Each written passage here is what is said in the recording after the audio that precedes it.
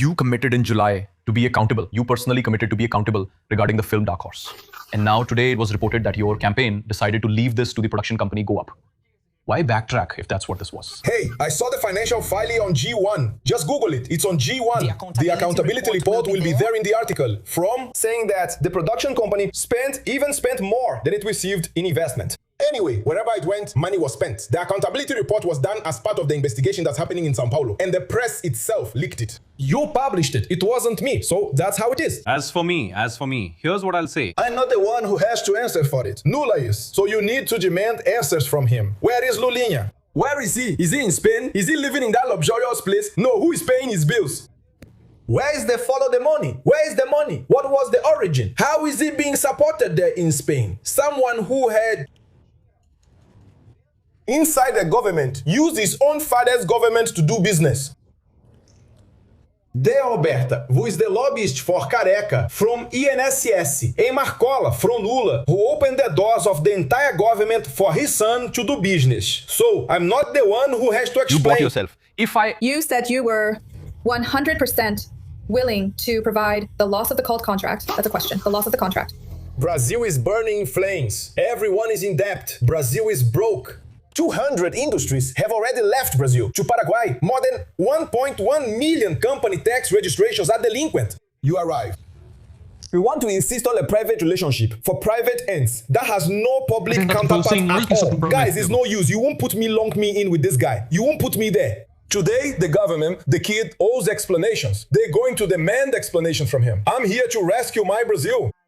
The National Film Agency, Ancine, will inform the federal police that Dark Rossi is not authorized to be shown in Brazil. We have just gathered this information with the federal police as part of this investigation, which is being carried out with authorization from the Supreme Federal Court. Regarding the financing, whether the film committed financial crimes, among others, which are under investigation by the authorities. There are requests for information that have been sent to Ancine, which is the regulatory agency responsible for audiovisual matters in Brazil. We found out that Ancine has until next week to send these answers to the federal police. But I'll tell you in advance, it will be on the SBT News website what Ancine is going to say. For the investigators, that the film Dark Rossi still hasn't reached the minimum certification stages to actually be shown in Brazil, among other things, because it hasn't provided, for example, this information about the contracts, such as how the revenue rights are divided and who are the people who participated in financing the film. All of this is part of the approval process for the film to be shown in Brazil, which has not yet been presented to the competent authorities.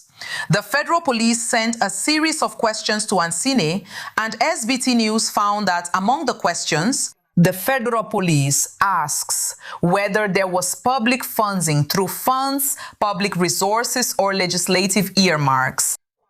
What are the names of everyone involved in the production and distribution of the film? And does the work comply with Brazilian legislation? Earlier this month, Ancine issued the Foreign Work Registration, or ROE, which is considered the first and simplest step for an audiovisual work to obtain authorization for exhibition in the country. Yes, this foreign work registration is declaratory in nature, procedural, not evidentiary, because it simply attests that a foreign production wants to be shown in Brazil, but it does not actually mean authorization. To receive this authorization, Dark Horse still needs a title registration certificate, the CRT, issued by Ancine. And for that, they have to present all these supporting documents, as we mentioned earlier.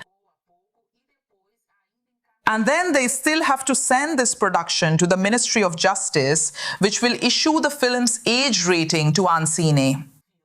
We found out, and we will tell the federal police, that to reach this level of authorization, the film Dark Horse still needs to present production contracts, information about the revenues, this whole chain of exploitation of the work. According to government officials interviewed by SBT News, the film is still far from being authorized because so far it has provided little information about the Dark Horse project. And now, to answer you directly, I checked with the campaign of presidential candidate Flávio Bolsonaro that they no longer expect that, right?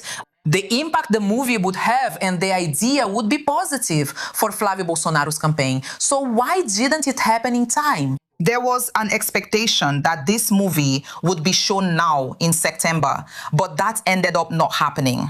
Because so far the work hasn't obtained all the required authorizations for that. So we have some behind the scenes information and also the fact, right, that there is no authorization. And behind the scenes, it seems that the campaign is no longer really counting on showing it of the elections because it wasn't able to achieve its goal. And there are more questions, right, about the preparation being done for candidate Flávio Bolsonaro ahead of the interview he is due to appear in this week on TV Globo. Among the topics he wants to talk about, like public security and the rising cost of living in Brazil, there are also subjects he can't avoid, like addressing the film Dark Horse, which is a tribute to his father. And the line is that the film's production has already presented data about the contracts to the court in São Paulo, which was also investigating information about the financing of this project. So to say that for legal purposes, all the questions raised about the Dark Horse contracts have already been forwarded to the appropriate authorities, and that he wants to present this issue, at least publicly, as something, a closed chapter, that he no longer has to give explanations to the public, because according to him, the official data points to a film that was financed not only by Daniel Vorcaro, by the banker from Master, but also by other businessmen who invested resources. Also in this film, which aims to honor his father, there was an aspiration for electoral impact.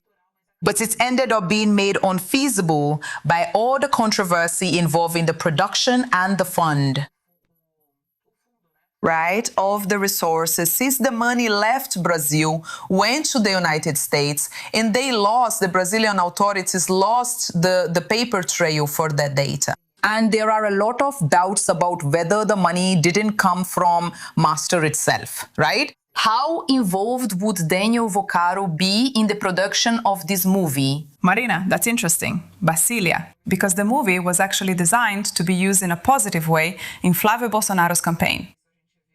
And we've seen that over the past few months, and it became a headache, right? A problem for the campaign, which ends up concerned because of all this fallout around this possible financing by Daniel Vorcaro, which is being investigated.